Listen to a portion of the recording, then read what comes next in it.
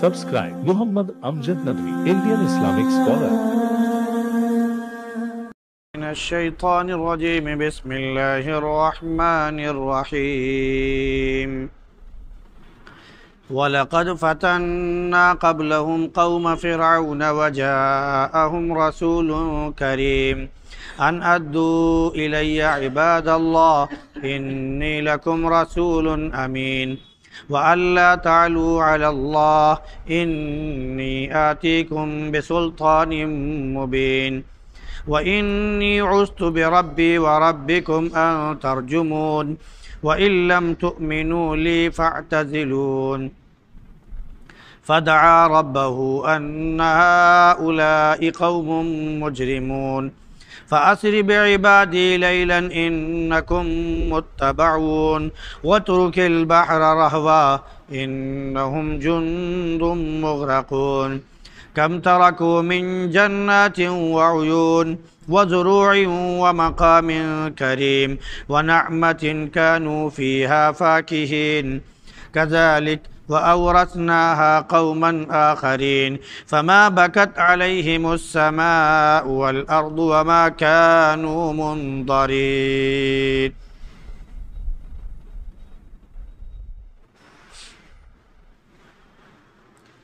وَلَقَدْ فَتَنَّا قَبْلَهُمْ قَوْمَ فِرْعَوْنَ وَجَاءَهُمْ رَسُولٌ كَرِيمٌ، اور ہم نے ان سے پہلے فرعون کی قوم کو جانچا، آزمائش میں ڈالا، جبکہ ان کے پاس ایک عظیم رسول آئے کہ میرے حوالے کر دو اللہ کے بندوں کو، میں تمہارے لیے ایک امانت دار رسول ہوں، اور یہ کہ اللہ پر سرکشی، اللہ کے مقابلے میں سرکشی مت کرو، میں تمہارے پاس کھلی ہوئی سند اور دلیل لے کر آیا ہوں، اور میں نے اپنے رب اور تمہارے رب کی پناہ حاصل کر لی ہے اس بات سے کہ تم مجھے سنگسار کرو، اور اگر تم ایمان نہیں لاتے ہو، میری بات نہیں مانتے ہو، تو مجھ سے پرے ہو جاؤ۔ پھر انہوں نے اپنے رب سے دعا کی کہ یہ لوگ مجرم لوگ ہیں۔ اللہ کا حکم ہوا کہ میرے بندوں کو راتوں رات لے کر نکل جائیے، اور یقیناً آپ کا پیچھا ہوگا، اور آپ سمندر کو ویسے ہی تھما ہوا چھوڑ دیجئے، یقیناً وہ لوگ غرق کیے جانے والی فوج ہیں۔ کتنے باغات اور چشمے اور کھیتیاں اور خاصے گھر اور آرام کی چیزیں انہوں نے چھوڑی جس میں وہ مزے لے رہے تھے۔ یوں ہی ہوا، اور ہم نے اسے دوسرے لوگوں کو وارث بنا دیا، پھر نہ ان پر آسمان رویا اور نہ زمین، اور نہ انہیں مہلت ملی۔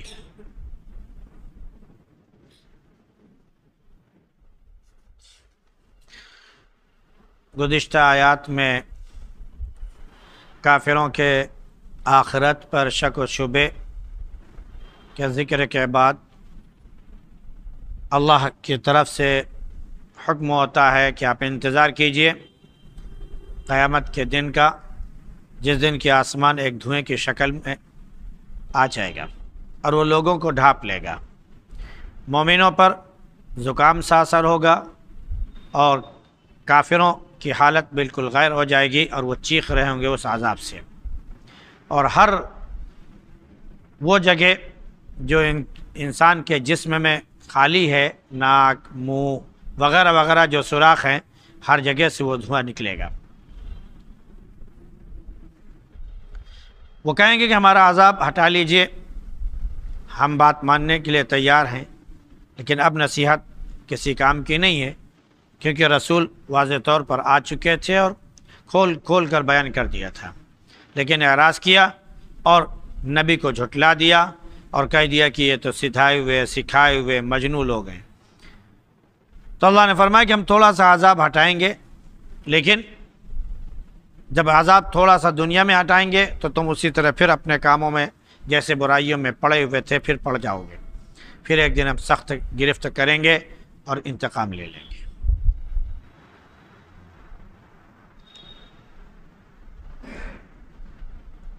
اللہ رب العزت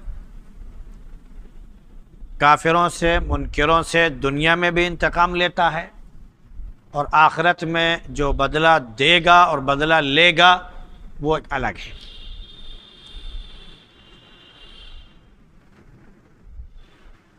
جب انتقام کا ذکر شروع ہوا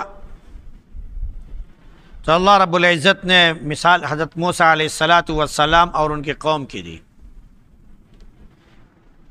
کہ اللہ رب العزت نے فرعون کے لوگوں کو آزمایا، اور ان کی آزمائش مختلف طریقے سے ہوئی۔ ان کے اوپر مسلسل 7-8 نشانیاں آتی چلی گئیں، اور ہر مرتبہ کہتے رہے کہ ہم سے عذاب ہٹا لیجئے، ہم ایمان لے آئیں گے، لیکن جیسی عذاب ہٹتا فوراً یہ کہہ دیتے کہ یہ جادوگر ہیں، اپنے جادو سے یہ کام کر رہے ہیں، ہم ایمان لانے والے نہیں ہیں۔ آخر کار اللہ رب العزت نے انہیں دریا میں ڈبو دیا۔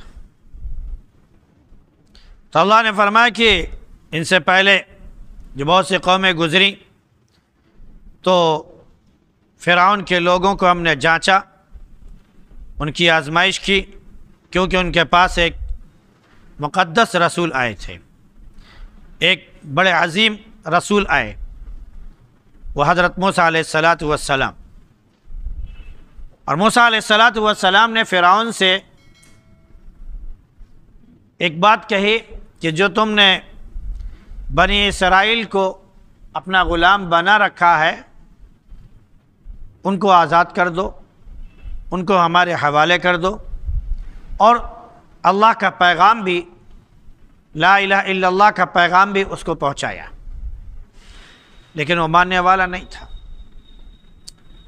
حضرت موسیٰ علیہ السلام نے اس سے کہا کہ دیکھو میں ایک امانت دار ہوں اور امین رسول بنا کر تمہاری طرف بھیجا گیا ہوں، لہذا اللہ کے مقابلے میں شیخی بگھارنے کی کوشش مت کرنا، اکڑ مت دکھانا، کیونکہ میں واضح طور پر نشانیاں اور دلیلیں لے کر آ چکا ہوں، اور وہ نشانیاں اور دلیلیں تم نے دیکھ بھی لی، عذاب کی شکل میں بھی دیکھا، اور جو اللہ رب العزت نے 2 معجزے خاص طور سے عطا فرمائے تھے وہ بھی دیکھا۔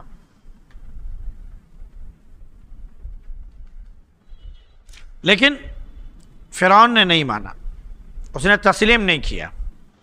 موسیٰ علیہ السلام نے اس سے یہ بھی کہا کہ دیکھو میں نے اللہ کی پناہ حاصل کر لی ہے، میرے رب نے مجھے پناہ دے دی ہے، اور اسی نے مجھے بھیجا ہے، اور وہی تمہارا بھی رب ہے، میرا بھی رب ہے اور تمہارا بھی رب ہے۔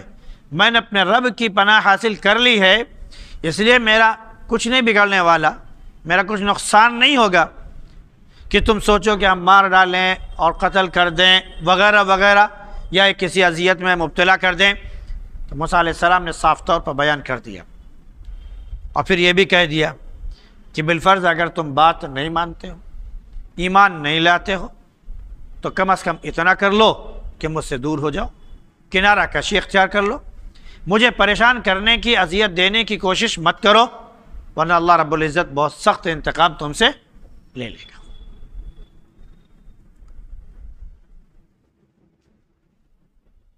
بنی اسرائیل نے بھی حضرت موسیٰ علیہ السلام کے ساتھ بہت ہی ناروا سلوک کیا۔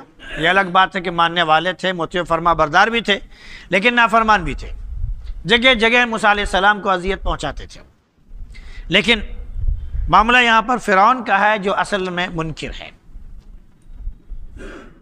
جب اس نے بات نہیں مانی، انکار کر دیا، تو حضرت موسیٰ علیہ السلام نے آخر میں دعا کی پروردگار سے کہ یہ لوگ ماننے والے نہیں ہیں اور یہ مجرم لوگ ہیں، ان سے انتقام لے لیجئے۔ تب اللہ رب العزت نے حضرت موسیٰ علیہ السلام کو حکم دیا کہ آپ بنی اسرائیل کو لے کر راتوں رات نکل جائیے۔ چنانچہ حضرت موسیٰ علیہ السلام راتوں رات لے کر نکل پڑے۔ بنی اسرائیل نے یہ سمجھا کہ اب ہم لوگ راتوں رات نکل رہے ہیں، کسی کو خبر تو ہوگی نہیں، اور وہ موسیٰ علیہ السلام کے ساتھ پیچھے پیچھے چلے، اللہ رب العزت نے حضرت موسیٰ علیہ السلام کو یہ بتا دیا تھا کہ انکم متبعون، یہ بات یاد رکھیے گا کہ فرعون جو ہے اپنے مالا و لشکر وہ آپ کا پیچھا کرے گا۔ موسیٰ علیہ السلام کو معلوم تھا، بنی اسرائیل کو نہیں معلوم تھا کہ فرعون جو ہے وہ ہمارا پیچھا کرے گا۔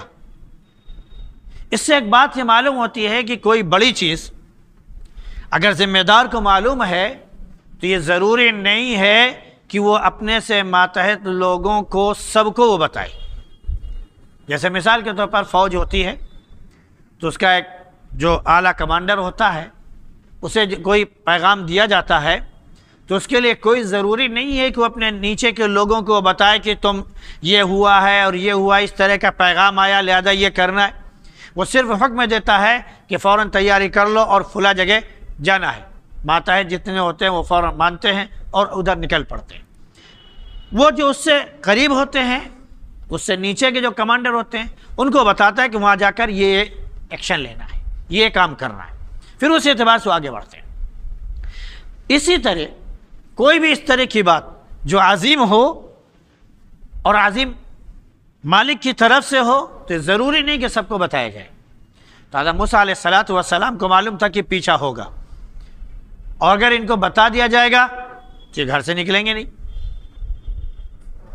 کہیں گے ارے اس سے ہمارا پیچھا ہوگا تو ہم کو مار ڈالیں گے، اس سے بہتر ہے کہ ایسے اسی میں پڑے رہو، جیسے آج ہمارے ساتھ ہے ہو رہا ہے کہ معلوم ہے ہم لوگوں میں سے ہر ایک کو کہ اگر جو بھی ہمارے خلاف ایکشن لیا جاتا ہے، ہم اگر دوسری قوموں کی طرح احتجاج کریں گے تو ہمارے اوپر لٹ بچ جائے گی، ہمیں توڑ پھوڑ کے برابر کر دیا جائے گا۔ نتیجے کے طور پر نہ ہماری زبان کھلتی ہے نہ ہم اپنے گھر سے نکلتے ہیں۔ دوسری قومیں کرتی ہیں، خوب کرتی ہیں اور اپنی بات منوا لیتی ہیں۔ تو ایسے بنی اسرائیل میں ایک ڈر تھا فرعون کا اور اس کے کیا بولتے ہیں کہ اس کی برادری اور اس کے قوم کے لوگوں کا۔ تو موسیٰ علیہ السلام کو اللہ رب العزت نے بتایا کہ انکم متبعون، تمہارا پیچھا کیا جائے گا۔ تو موسیٰ علیہ السلام کو معلوم تھا، بنی اسرائیل کو نہیں معلوم تھا۔ رات میں لے کر نکلے، چلتے چلتے بالکل سمندر کے کنارے پہنچ گئے، بحر قلزم کے کنارے بالکل پہنچ گئے، کہیں کہ سمندر کے ساحل پر، اور ادھر صبح ہو چکی تو فرعون کو معلوم ہوا کہ بنی اسرائیل جو راتوں رات نکل گئے ہیں، موسیٰ لے کر چلے گئے، تو اس نے تمام لشکر کو حکم دیا کہ تیار ہو جاؤ۔ لاکھوں کی تعداد میں لشکر تھے، مطلب اگر 1200 کمانڈر تھے اس کے تو ایک ایک کمانڈر کے انڈر میں 12 ہزار فوج تھی، یعنی لاکھوں کی فوج، اتنی بڑی تعداد تھی کہ کہہ لیجئے کہ ان کو شمار نہیں کیا جا سکتا تھا، جو مفسرین نے بیان کیا ہے۔ لہذا وہ فرعون پورے لشکر کے ساتھ آگے بڑھا۔ جب بنی اسرائیل نے یہ دیکھا کہ فرعون آ رہا ہے اور پورا لشکر ہے، اور لشکر ایک کہہ لیجیے کہ ایک قسم کا سمندر ہے، جہاں تک نظر جا رہی ہے وہاں تک صرف کھوپڑی نظر آ رہی ہے، صرف لشکر ہی لشکر نظر آ رہا ہے، کچھ اور نظر نہیں آ رہا ہے۔ تو فرعون گھبرا بھی بنی اسرائیل گھبرا بھی گئے کہ اے موسیٰ تم نے تو ہمیں ہلاک کر دیا، اب نہ ہم ادھر کے ہوئے اور نہ ادھر کے ہوئے، تمہاری بات مان کر آج ہم ہلاکت کو پہنچ گئے، اس سے بہتر تھا کہ وہ غلامی کی زندگی بسر کرتے، کم از کم آج یہ موت جو بری طرح ہمیں دکھائی پڑ رہی ہمارے سامنے کھڑی ہے، یہ دن تو نہ دیکھنے پڑتے، سوکھی روٹی ملتی ہے ایک وقت کی نہ ملتی، اور آج تو سب کا جو ہے صفایا ہو جائے گا، سب ختم ہو جائیں گے۔ آگے سمندر ہے، ہم سمندر پار کر نہیں سکتے، پیچھے پورا اس کا لشکر ہے جو ایک سمندر کی شکل اختیار کیے ہوئے، ادھر سے بھی ہم باہر بھاگ نہیں سکتے، اب تو بیچ میں دو سمندر کے بیچ میں، ایک طرف لشکر ایک طرف سمندر پانی، ہم تو کچھ لے گئے، مارے گئے۔ موسیٰ علیہ السلام نے سمجھایا، بتایا، ڈرو نہیں، اللہ تمہارے ساتھ ہے، اللہ رب العزت نے حکم دیا ہے کہ لے کر نکل جاؤ، تو نجات کا راستہ بھی وہی دے گا۔ جب بالکل مایوس ہو گئے تو اللہ رب العزت نے حضرت موسیٰ علیہ السلام کو حکم دیا کہ فَاضْرِبْ بِعَصَاكَ الْبَحْرَ، اپنی لاٹھی جو ہے وہ سمندر پر مار دیجئے۔ موسیٰ علیہ السلام نے سمندر پر لاٹھی ماری، پورا سمندر کیا ہو گیا؟ پھٹ گیا اور راستہ بن گیا، اسی وقت وہ خشک ہو گیا، اور اتنا خشک راستہ ہوا کہ ایسا لگ رہا تھا کہ جیسے یہاں پر پانی ہی نہیں تھا، پانی ہی نہیں تھا، اتنا خشک راستہ بنا، اور دونوں طرف سے وہ پانی جو ہے ایک دیوار کی شکل بن گئی کہ وہ نہ ادھر آئے نہ ادھر، جیسے کہ شیشے کی کوئی دیوار بنا دی جائے تو وہ پانی ادھر آ نہیں سکتا، لیکن پانی پوری اپنی شکل میں نظر آئے گا، اس میں جو چیز ہوگی وہ دکھائی بھی پڑے گی۔ آج تو سمندروں میں محل بھی بن رہے ہیں پانی کے، اور پل بھی بنائے جا رہے ہیں، لوگ اس میں جاتے ہیں، اس کے ذریعے سمندر میں نہ جانے کتنے کلومیٹر تک طے کر جاتے ہیں، ان کو پانی کا ایک قطرہ بھی نہیں ہوتا ہے، پوری گاڑی نکل جاتی ہے وغیرہ وغیرہ۔ تو اس وقت موسیٰ علیہ السلام کو جب اللہ نے حکم دیا تو وہ مارا، تو وہ سمندر کا جو پانی تھا وہ پہاڑ کی طرح کا طود العظیم، پہاڑ کی طرح جو ہے وہ پانی جم گیا اور راستہ بن گیا۔ اللہ کا حکم ہوا کہ نکل جاؤ۔ موسیٰ علیہ السلام بنی اسرائیلیوں کو لے کر نکل گئے۔ یہاں پر ایک بات یہ پیدا ہوتی ہے کہ ہر جگہ رول چلتا ہے۔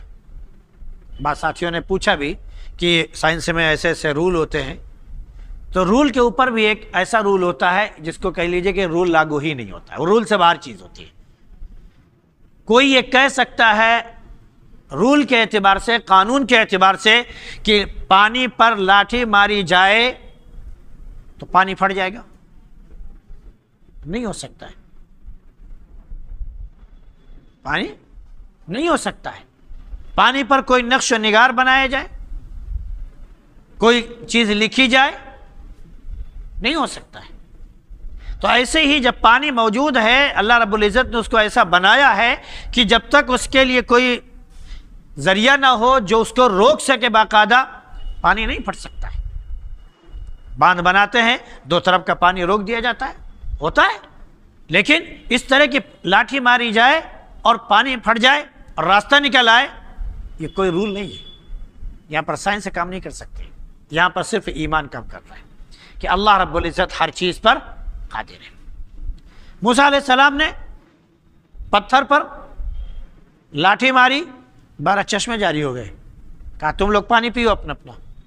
ایسا کوئی دکھا دے لٹھ مار کے کہ پانی نکل آئے؟ نہیں ہو سکتا ہے۔ ایڑیا حضرت اسماعیل علیہ السلام نے رگڑی، پتھر سے پانی نکلا، آج ساری دنیا پی رہی ہے، اس کو آب زمزم کہا جاتا ہے، اور دنیا کہتی ہے کہ اس سے اچھا پانی دنیا میں کہیں ہے ہی نہیں، جو کبھی خراب نہیں ہو سکتا، اس میں کائی نہیں لے سکتی، بد مزہ نہیں ہو سکتا، ہمیشہ جیسے ہے ویسے، بلکہ اگر اس سے عام پانی ملا دیا جائے تو وہ بھی اسی کی شکل اختیار کر لیتا ہے۔ حضرت ایوب علیہ السلام بہت بیمار تھے۔ آج کے ڈاکٹری کہہ دے اگر کوئی کہ پانی سے نہا لو تو تمہاری یہ ساری بیماریاں دور ہو جائیں گی، تمہارا زخم دور ہو جائے گا، بلکہ سارے ڈاکٹر کیا کہیں گے؟ بھائی ایسا ہے کہ پانی سے تھوڑا سا اپنے آپ کو بچائے رکھنا۔ بھائی دیکھو، اگر تم نماز پڑھتے وضو کرتے ہو تو اس کو ذرا دھونا نہیں، بس ایسا کرنا کہ جو پٹی ہوئی بس ہلکا سا مسح کر لینا، وہاں تک ایسا نہ جانے جائے، ورنہ بھائی زخم نہیں ٹھیک ہوگا، ہم اس کے ذمہ دار نہیں۔ ہماری سائنس، ہماری میڈیکل یہ کہتی ہے۔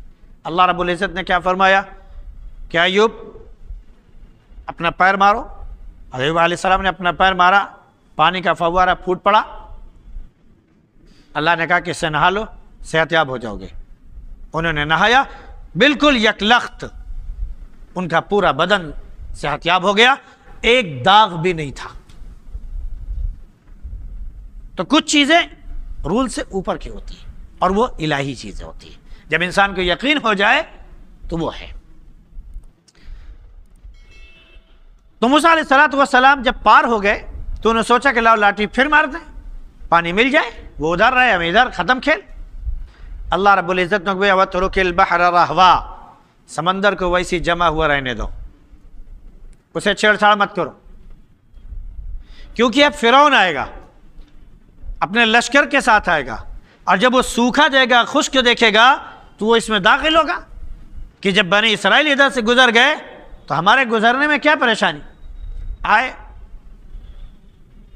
فرعون کے لوگ قبطی ڈرے، اس کی فوج ڈری، کہیں ایسا نہ ہو کہ پانی مل جائے۔ اس نے ہمت دی، حوصلہ دیا، دیکھو میری حکومت ہے، میرے لیے اس نے راستہ دیا ہے، چلو سب لوگ داخل ہو جاؤ۔ لہذا اپنے پورے لشکر کے ساتھ جب داخل ہوا تب اللہ رب العزت نے سمندر کو حکم دیا جب بیچوں بیچ میں پہنچے کہ پانی اب تو مل جا، تو پانی پہلے دونوں طرف سے ملا، دونوں کناروں سے، یہ بیچ میں آ گئے۔ پھر جب بیچ میں پانی کا تھپیڑا لگا، ادھر کا پانی ادھر کا پانی جب آپس میں ایک دوسرے سے ٹکرائے، تو آپ اندازہ کر سکتے ہیں کہ کیسی سونامی پیدا ہو سکتی، سب کا سب اس میں تہس نہس ہو گئے، سب ہلاک ہو گئے۔ تو اللہ نے فرمایا کہ وہ ڈوبے ہوئے لوگ ہیں۔ اب اس کے بعد جب یہ غرق ہو گئے، تباہ ہو گئے، تب اللہ نے فرمایا کہ ذرا دیکھو کتنے باغات، کتنے چشمے، کتنی کھیتیاں، کتنی اچھی اچھی جگہیں، کتنی نعمت کی چیزیں تھی جو ان سب نے چھوڑ دی، اور اس میں یہ مزے لے رہے تھے، بک بک کر رہے تھے۔ ایسے ہی ہوتا ہے جب ہمارے سامنے کوئی آ کے کھڑا ہوتا ہے۔ نتیجہ کیا نکلا کہ ہم نے ان کی جگہ دوسرے لوگوں کو یعنی بنی اسرائیل کو وارث بنا دیا۔ اب نہ آسمان ان پر رویا، نہ زمین ان پر روئی، اور نہ انہیں بچنے کی مہلت ملی۔ آسمان اور زمین، ان کے رونے کا کیا مطلب ہے؟ اللہ کے نبی صلی اللہ علیہ وسلم نے ایک موقع پہ فرمایا کہ آسمان جو ہے یہ دروازہ ہے لوگوں کے رزق کے اترنے کا اور ان کے اعمال کے نیچے سے اوپر چڑھنے کا۔ تو جب کوئی نیک انسان اس دنیا سے رخصت ہوتا ہے تو آسمان روتا ہے کہ جو رزق یہاں سے جاتا تھا اس کے لیے بابرکت تھا اور اس کے ذریعے وہ اللہ کو یاد کرتا تھا، تو آسمان روتا ہے۔ زمین روتی ہے کہ اب یہ دعا کرنے والا یہاں سے رخصت ہو گیا، اب میری سطح پر، میری جگہ پر، میرے اوپر اب رونے والا کون؟ لہذا اس کے لیے زمین بھی روتی ہے۔ لیکن اگر برا کوئی انسان جاتا ہے تو زمین کے رونے کا کوئی نہیں، ہر آدمی کہتا ہے اچھا ہوا مر گیا۔ کوئی بھی برا انسان دنیا میں مرتا ہے تو اس پر کوئی روتا نہیں، بلکہ خوشی ہوتی ہے، اچھا ہوا یہ ختم ہو گیا، اس سے نجات تو ملی۔ تو اللہ نے فرمایا کہ یہ سب سے بری دلیل ہے کہ فما بکت علیہم السماء والارض، لوگوں کے رونے کا تو کوئی مسئلہ ہی نہیں تھا، کیونکہ سارے کے سارے لوگ جو تھے فرعون کے وہ سب کے سب ہلاک ہو گئے، تو رونے والا تو کوئی تھا ہی نہیں۔ جو مظلوم تھے بنی اسرائیل، وہ سوال ہی نہیں ہوتا تھا کہ وہ رو سکتے تھے۔ اب اگر روتا کوئی تو زمین تھی اور آسمان۔ تو اللہ نے فرمایا کہ فما بکت علیہم السماء والارض وما كانوا منظرین، اور پھر ان کو مہلت بھی نہیں ملی کہ اب یہ کہیں کہ ہم سے عذاب ہٹا لیجئے، انا مؤمنون، ہم ایمان لائیں گے اب۔ تو اللہ نے فرمایا الآن وقد عصیت من قبل وکنت من المفسدین، اب جان پر بند پڑی، اب بالکل ہلاکت کو پہنچ گئے، ہم نے فیصلہ کر لیا حتمی طور پر کہ اب تمہیں ختم کر دینا ہے۔ اب جب تمہاری روح یہاں تک پہنچ چکی ہے تو اب کہہ رہے ہو کہ ہم ایمان لا رہے ہیں فرعون کیا بولتے ہیں کہ ہارون اور موسیٰ کے رب پر۔ تو اللہ نے فرمایا کہ اس سے پہلے تم نافرمانی کرتے رہے، اب نہیں ہو سکتا ہے، اب تم ہلاک و برباد ہونے والے ہو۔ لہذا اللہ نے ان کو ہلاک و برباد کر دیا۔ اللہ رب العزت ہم سب کو مطیع و فرما بردار بنائے اور نافرمانوں کی فہرست سے ہم سب کو نکال لے۔